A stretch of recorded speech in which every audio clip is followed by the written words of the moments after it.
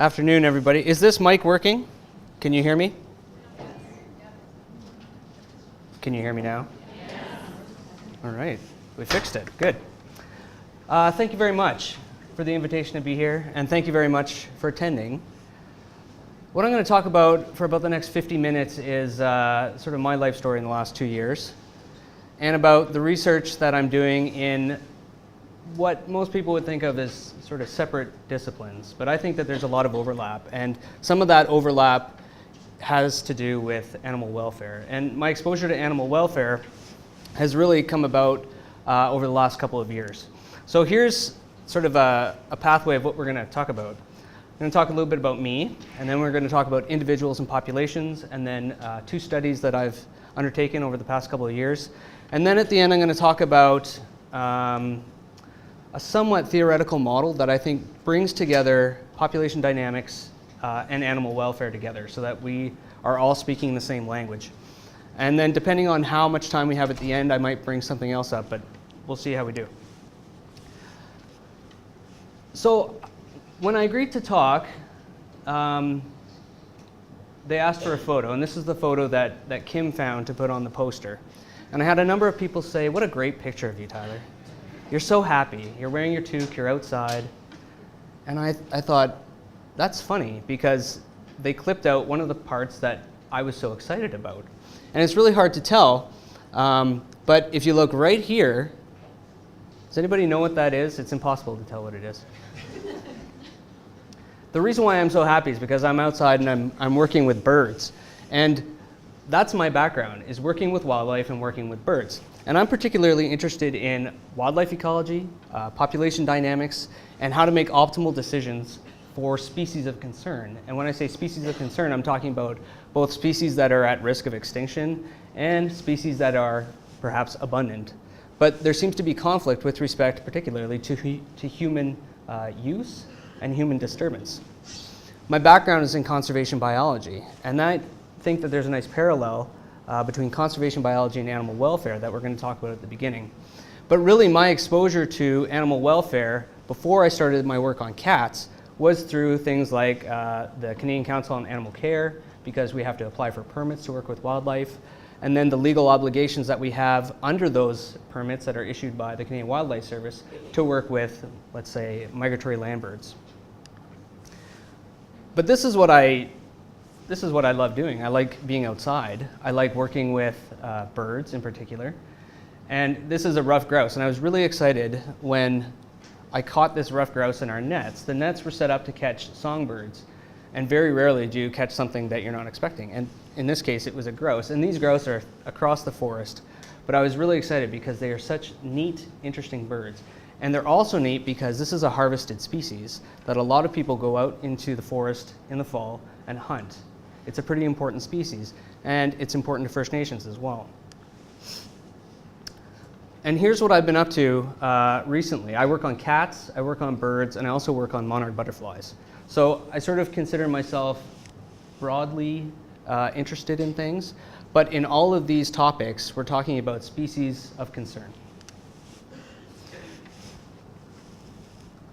So I saw a lecture by David Fraser about a year ago, and he is based out of UBC, an expert in animal welfare, and he talked about the parallels between the discipline of animal welfare and conservation biology. And it immediately grabbed my attention because I thought, I'm interested in conservation biology, and I'm starting to dabble a little bit in animal welfare. And he laid out in this paper, the citation is at the bottom, sort of the similarities and differences between these 2 disciplines. And ultimately, it comes down to our unit of measure. So in animal welfare, we're interested particularly in the individual. What happens to an individual? Does it live? Does it die? Does its stress go up? Does its stress go down? How is it treated? In conservation biology, we're interested in populations, so individuals that make up populations and how that population behaves. Now, these are fundamentally different units of measure, particularly when we start talking about animal welfare, because we're talking about different things. So in animal welfare, we're talking about the loss of individuals, and usually these are the images that we see, things like cats that have been hit by cars in southern Ontario, or dick sissels that have been hit by cars in Illinois.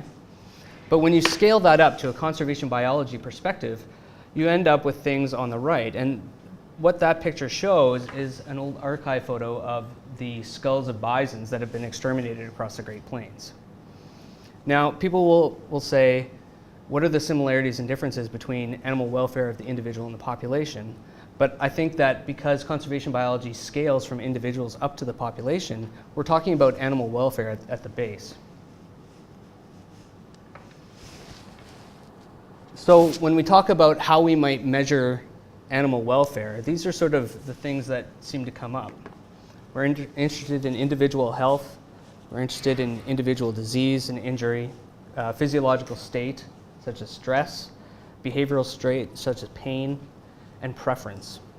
So if you study animal welfare, these are some of the things that you might measure. And it's not to say that we wouldn't measure these things in the discipline of conservation biology, but what we're doing is that we're measuring individuals to understand population level processes. On the flip side, when we talk about conservation biology, we're talking about things like population size and extinction risk, genetic diversity, ecological processes, nutrient cycling, and energy transfer. So on the surface, these seem to be quite different disciplines, but there's actually a lot of overlap. And at the end of the talk, I'm going to talk about a model that I have in mind that builds off some of the other work that we've developed that I think actually bridges these two together. It incorporates individual physiological state into a model of population dynamics. And I think that this is really useful because, as David Fraser pointed out in his paper, there's really little point to solve conservation problems if it's unacceptable for reasons of animal welfare. And I think that that's really important, and sometimes we lose sight of that because we're sort of focused on our own level and we're not thinking about how animals, individuals, scale to populations and how populations operate within the context of things like ecosystem function and ecological processes.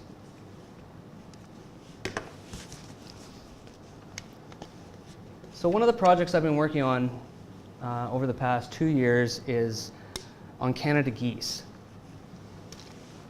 And I thought that this was relevant for a couple of reasons. First, because it's a really interesting species of wildlife, but it's also really pertinent to Guelph, because if you go downtown, if you go to almost any park in the city, especially in the summer or the late summer, there's Canada geese everywhere. And if you're driving downtown because you have an appointment, as I always seem to do, you always show up when the geese start crossing the road. And the traffic stops and the geese go single file, one at a time, and it takes about 5 minutes. And I always thought, this is really interesting that we live with large numbers of geese in the city and that we behave in certain ways to promote the welfare of those geese, because there's no law that prevents us from just driving through geese. But because we're human beings and we have ethics, most people will stop.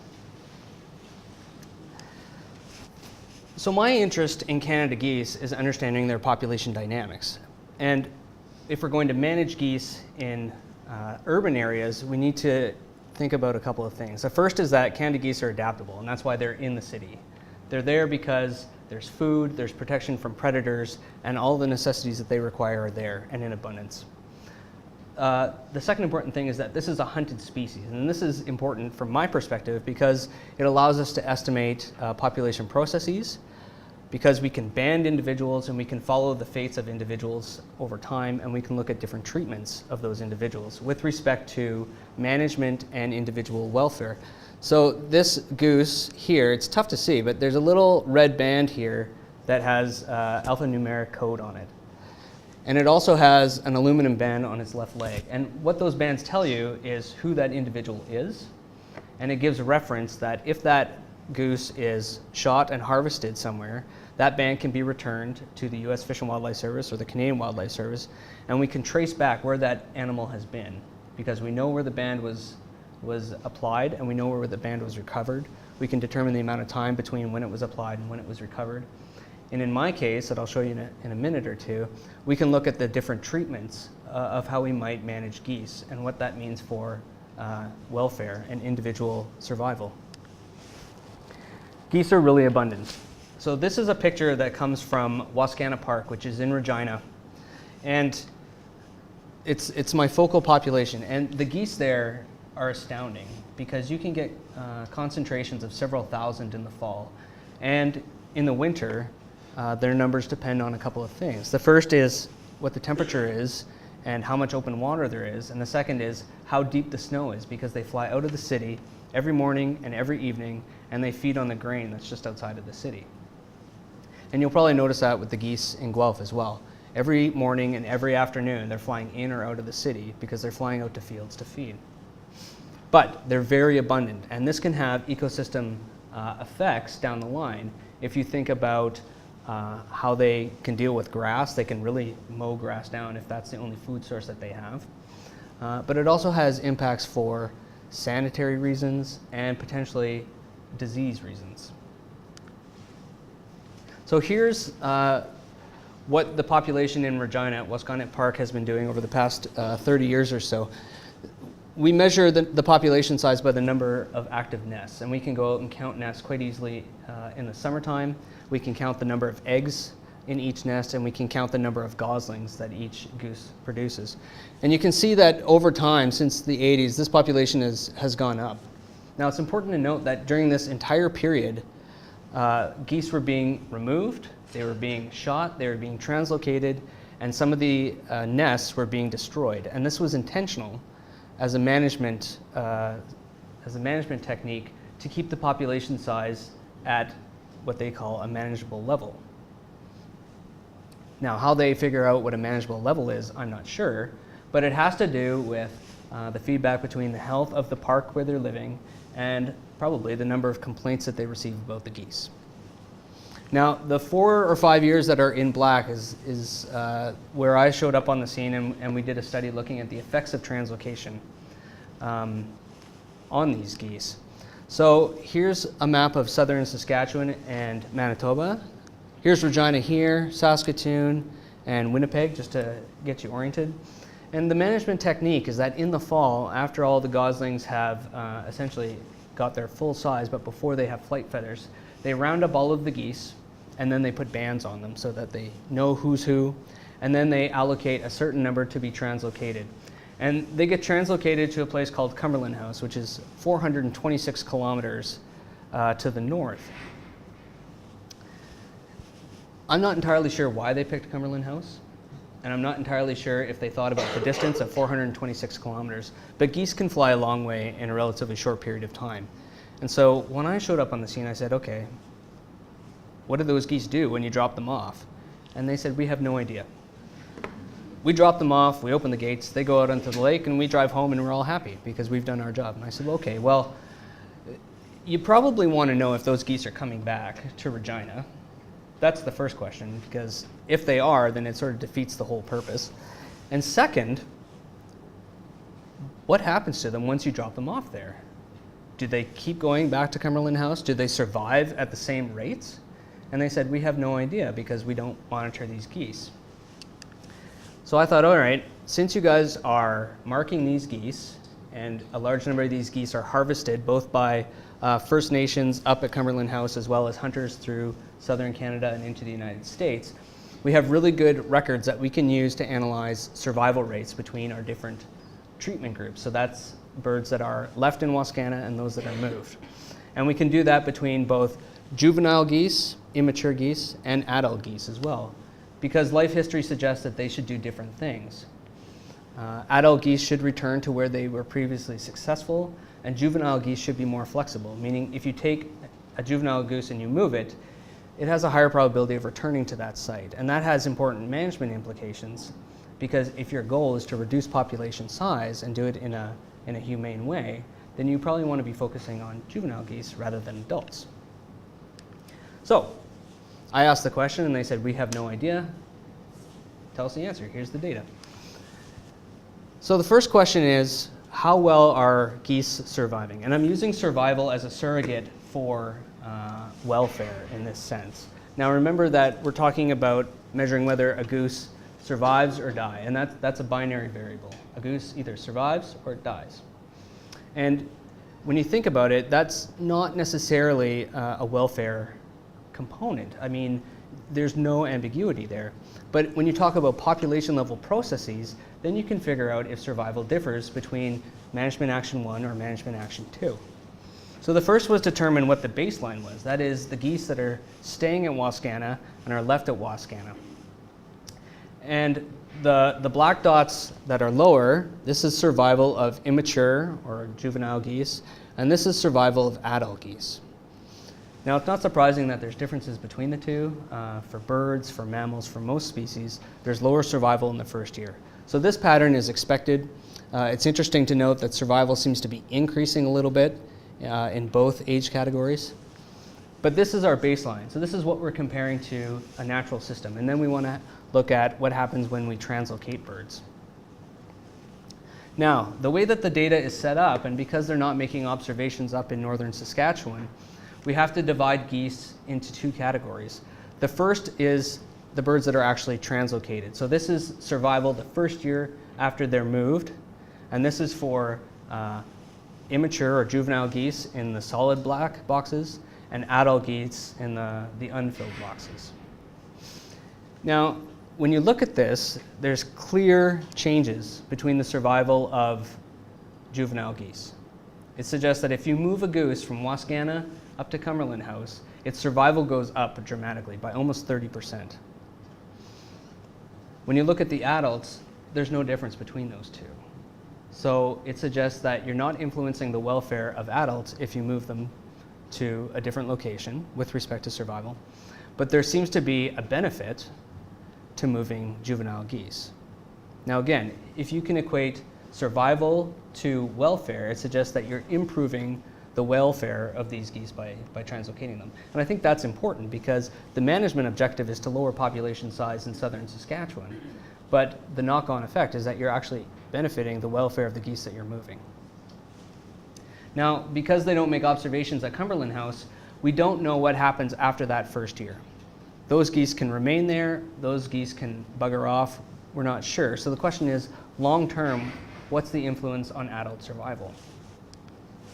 And here, it suggests that, again, there's no difference. So once an adult goose has been moved to Cumberland House, and if it remains at Cumberland House, its survival stays high. So there doesn't seem to be any negative effect on survival when you translocate adult geese, but there does seem to be a benefit when you translocate juvenile geese. Now again, population level processes, but measured at the level of the individual because we're looking at individual survival. Okay, so shifting a little gears to cats, which is something that I've been focusing a lot of time on over the past 2 years. And that centers around a postdoc that I did in population medicine with Jason Coe. And when I met Jason, he said to me, I'm really interested in understanding a little bit more about overpopulation of cats and looking at what the different management objectives might be to address this issue.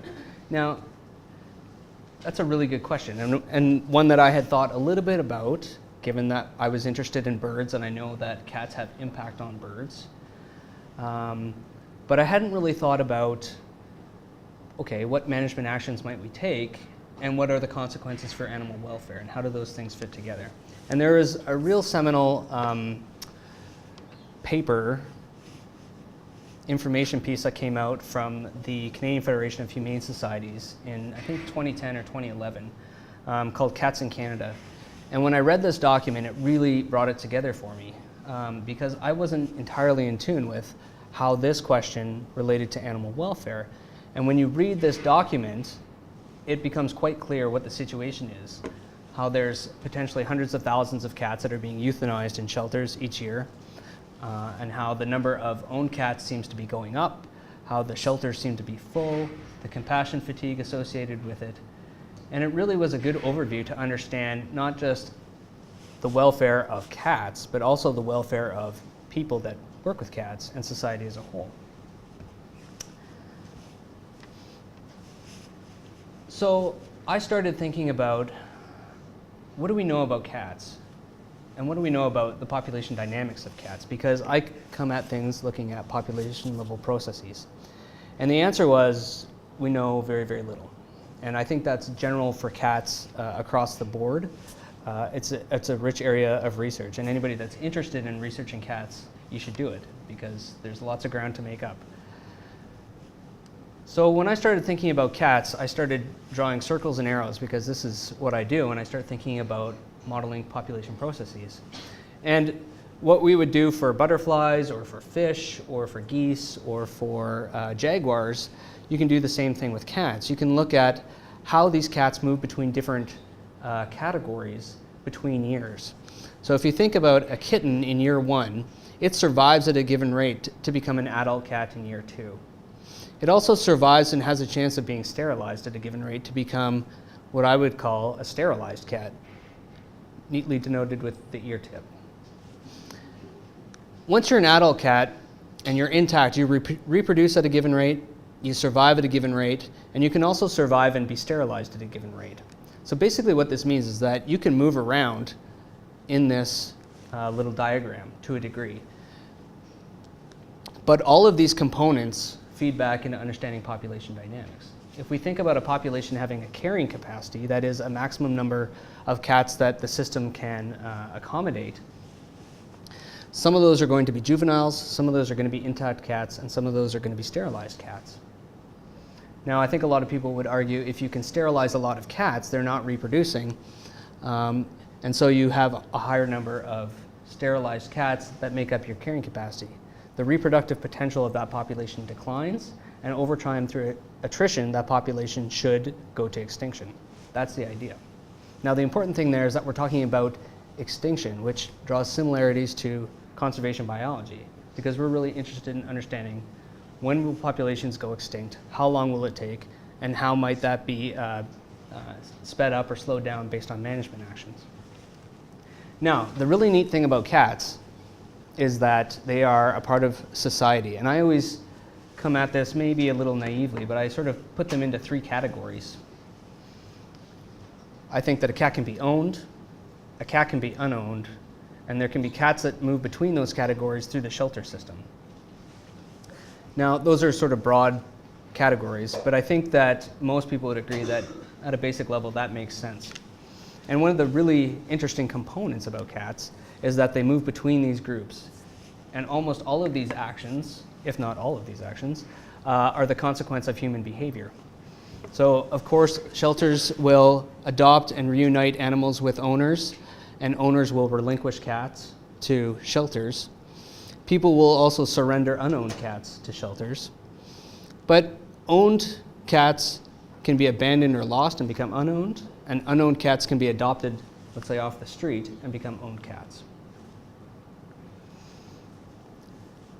Now, when you take the societal component and the biological component, you can actually stick them together, because within each one of these boxes, you have these population processes that are happening between the number of juvenile and adult cats that you have. So we formulated a model based on this type of approach, and it allows us to estimate population size for each age category and reproductive status in each of these 3 brown boxes. And we can do that for any city in North America based on 3 simple things. The first is the location of the city, latitude, so in Guelph that's 60 or 44 degrees north. The size of the city, so in Guelph that's 8,600 hectares. And the third is human population size, which allows us to understand how many owned cats there will be. So we can develop an estimate of the population size for each of these cats in Guelph. And I think that that's a really nice tool, because it allows us to understand the size of the population. And then we can start talking about what the potential impacts of those cats are on other parts of the ecosystem. And we can start talking about the welfare of the cats in the different groups. Now, one of my real interests is understanding the impacts of cats on birds. And this is a pretty controversial topic, and something that Alexandra and I talked about while we were having lunch.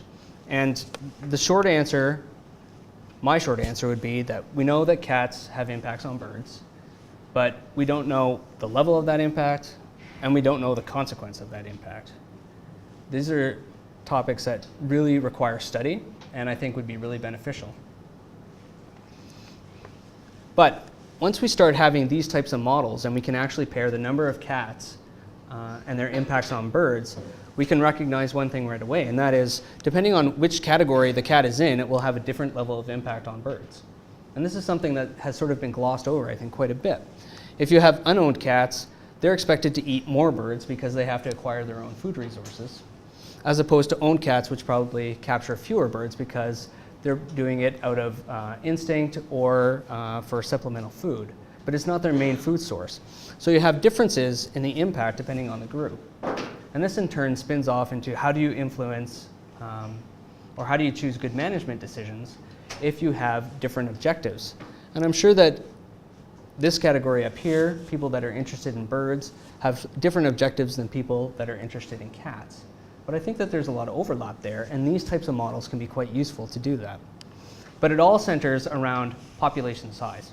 And this is a really tough nut to crack because how many cats are there? And if I was to ask you how many unowned outdoor cats and how many unowned cats are there in Guelph, how many cats would you say there are? Give me an estimate. Shout out a number. More than 10? Less than 1 million? You know, it's funny because the estimate of the number of feral cats in Toronto, based on the expert opinion of 4 people, ranges between 20,000 and 500,000. So that's the data that we have, is 4 people saying, I think there's about 100,000 cats. Like I said, we're deprived of data. But that's what we need, right? We need sort of confidence in where our estimate is. So the next study that we did right here in Guelph, because I thought to myself, okay, if we're going to be a part of the Guelph Cat Task Force, and we want to be able to address animal welfare and the impacts of cats, we need to know how many cats there are. We can't really say or do anything without that basic data. So in 2014, we went out and we did transects throughout Guelph. Everybody's looking and thinking, oh, where do I live? Where do I live? We did about 140 surveys, and we counted in the neighborhood of about 170 cats. Now, what you can do when you have these type of data is you can do statistical modeling. And this type of approach is really standard practice when it comes to ecology. We do this all the time. We go out, we count barnacles, we go out and we count trees, we go out and we count whatever. And then we use those statistical models to predict what it looks like across our landscape based on underlying features. So in Guelph, the underlying features are things like socioeconomic levels, land use, building density, distance to roads. These are all factors that a lot of people have said, oh, that should influence the number of cats. There should be more cats in low-income areas because fewer people sterilize their cats there.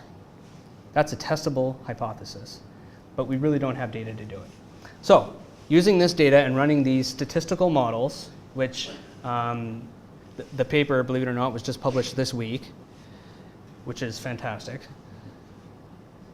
You guys can read about all the guts and glory in there if you want to. But the end result for me is something like this, and that is you can get a spatially explicit estimate of the number of free-roaming cats in Guelph. Now, I think this is useful for 2 reasons. One, because you can estimate with a certain degree of confidence how many cats there are. And the second is that if you're interested in animal welfare, if you work for the Guelph Humane Society, it gives you a heads up as to where most of the cats occur and the factors that underlie the numbers of cats that are outside. So for example, I mentioned socioeconomic levels, and the data suggests that in low socioeconomic levels you have higher numbers of cats compared to high socioeconomic levels. That's important if you want to make good informed management decisions. And here's the confidence that we have in our estimate. The mean estimate is that there's about 7,600 cats, free-roaming cats, and it ranges between 6,100 and 10,000. When I saw this, I was ecstatic. I thought, this is fantastic. We have an estimate, and we have 95% confidence intervals on how many cats there are, and we have a map. This is something that hasn't been done before and is quite useful because the difference between 20,000 feral cats and 500,000 feral cats is not as useful, I don't think, as if you can shrink it down and have some confidence in your estimate. So I thought that this was interesting. It suggests that there's 7,600 cats and that the densities range between 0 and 49 cats per hectare. Now, from a conservation biology perspective and from a wildlife management perspective, those densities are enormous for carnivores. They're huge. You would never find things like mink or bobcats or anything like that that's sort of at the same trophic level as a cat in these types of densities in natural environments. It's not entirely surprising. There's a lot of food in the city and there's very few predators in the city. But nonetheless, it suggests to me, okay, there's a lot of cats, and that's good to know. A lot of these cats are likely to be indoor-outdoor cats. Not as many of them are likely to be stray or feral cats. We can't tell that based on our data, and so that's a qualifier. That's why I have the red circle around both unowned and owned cats. But nevertheless, it provides us information that I think can be used if we want to talk about the potential impact of those cats and what it means for welfare.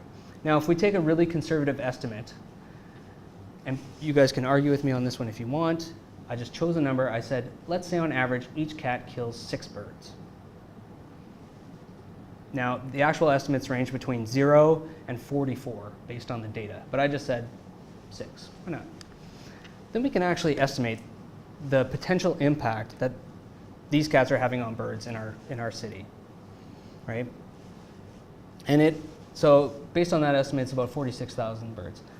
And that's fine. It gives us information, allows us to make informed choices, but it doesn't really get at the heart of the matter, and that is, does that make any difference to the birds?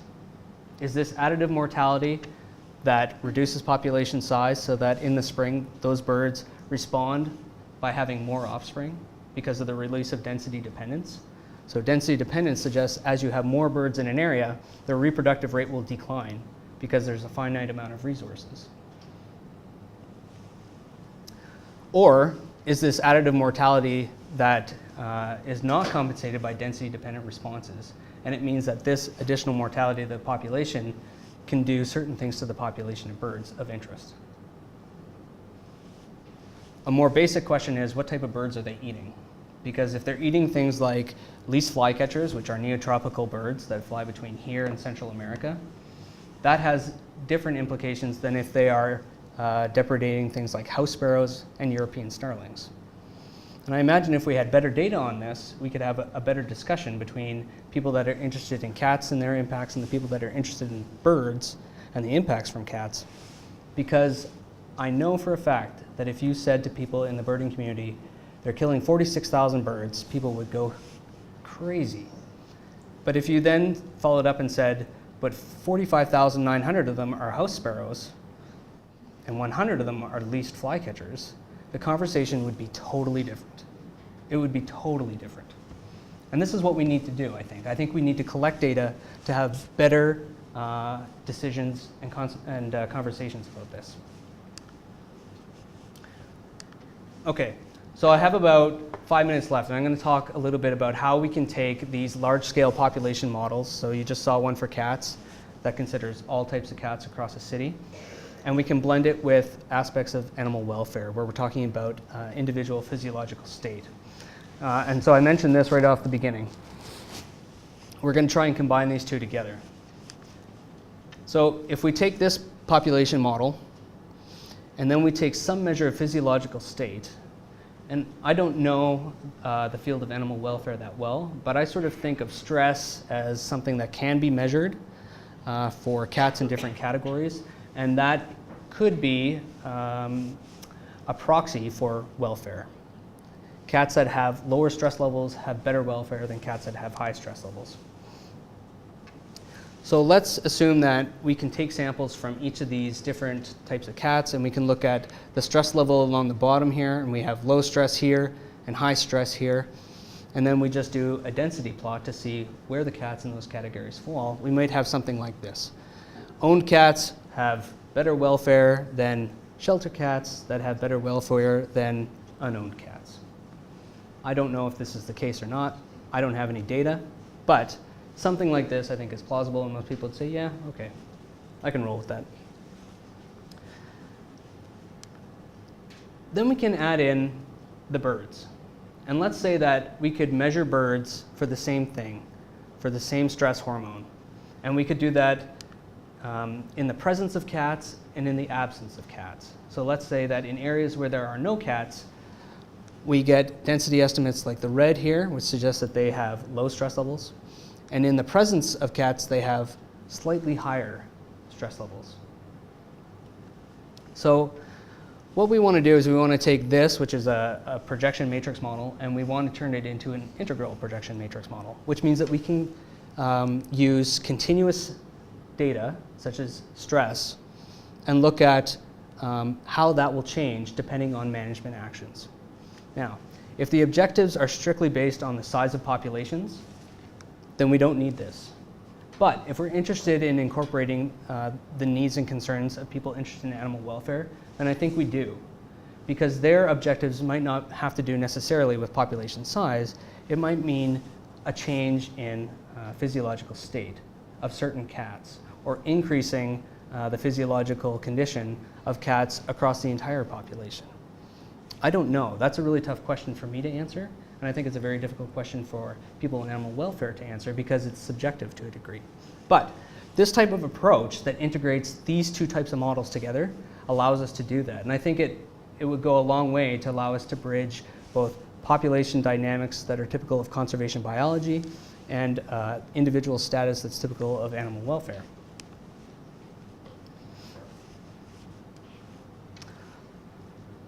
And I don't know. I think that this is sort of a theoretical idea that could be done. I would love to get a little bit of feedback on this, on what you guys think, whether it's feasible or not, and whether it's something that you, experts in animal welfare, would see as being a useful addition to this type of modeling, if you're interested in sort of shifting away from just talking about population size. But I think it's an open discussion, and it is one way to sort of marry these two potentially different disciplines together.